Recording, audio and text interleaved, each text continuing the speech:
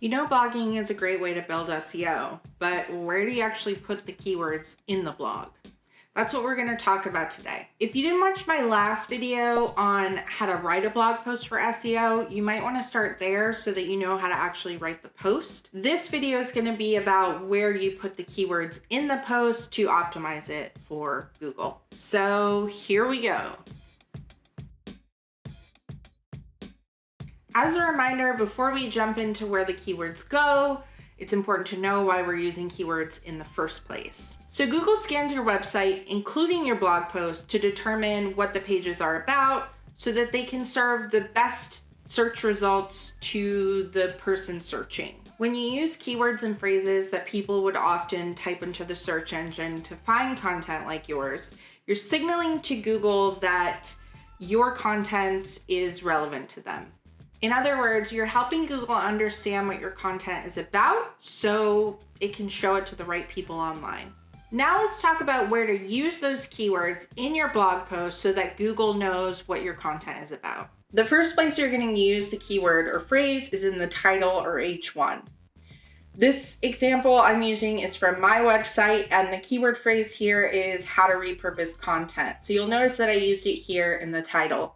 The second place you want to use it is within the first 100 words of the blog post, and then naturally throughout the body of the blog post. When I say naturally, I mean you don't want to stuff it in there. You don't want it to sound robotic. You want it to sound like that's just naturally how you would phrase the sentence. So it should make sense. It should be compelling.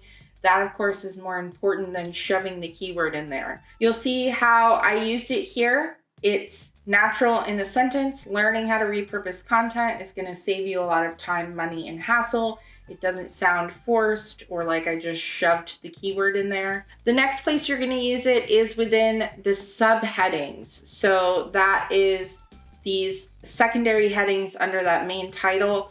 Where I use it, we're going to scroll down, is right here, how to repurpose content. Again, it sounds natural in the phrasing of the subheading, how to repurpose content for blog posts. Doesn't sound like it's forced. And that is the key to kind of using it properly in the subheadings. The next place you're going to use it is within the last 200 words of the blog post. So we'll scroll down. Within the conclusion, you're going to want to try and use the phrase if possible. Again, fit it in there naturally, not like you had to force it.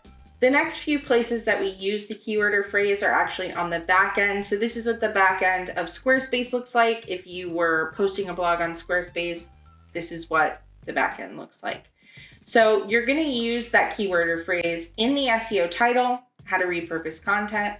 So what's the difference between an SEO title and the title of your blog post? The SEO title is what shows up on the search engine. So when we Google how to repurpose content, this is how it would show up on Google.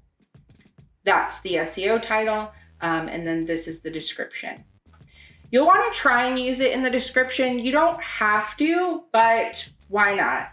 It's just another way to make sure that people understand what you're talking about. And again, if the keyword or phrase doesn't naturally fit in the description, then you don't have to force it, but that is another place to use it. So that's all under the SEO tab on Squarespace. This will look different depending on what platform you're using to publish your blog, but this is where you put it for Squarespace. The next place that you're going to use it is actually in the URL. So on Squarespace, that's under the Content tab. We'll scroll down here and you have the post URL. So you're going to want to use it in the post URL. This is what shows up in the search bar at the top of your web browser. It'll have, whatever.com. In my case, it's sarahjaneburt.com, and then /blog/ how to repurpose content. So you'll see that we used that keyword phrase there as well. Another place that you can use the keyword is in the image alt text. So again, on the back end, you can put image alt text here. It basically helps the people who have visual impairments understand what the image is. So you can use the keyword phrase there. Again, it's more important for us to be helpful to the person who has a visual impairment, telling them what the image is of, than to try and shove the keyword in there. So use it there if it makes sense. Before we go, I just want to make a note about keyword stuffing.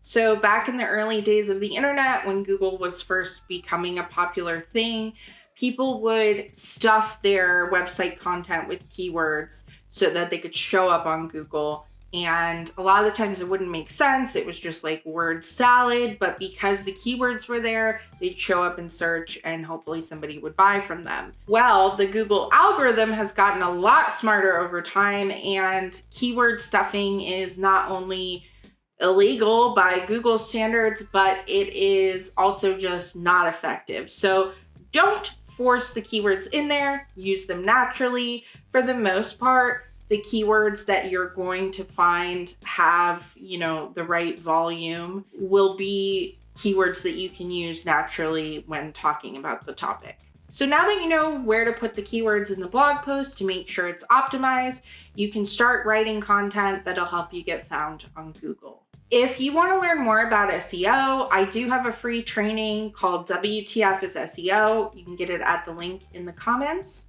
And that training is going to take you through the basics of SEO so you understand how it works, why we should care about it, and how you can use it to your advantage in your business to help people find you online. Drop your questions about SEO or blogging in the comments below, and you might just see the answer in a future video. Until next time.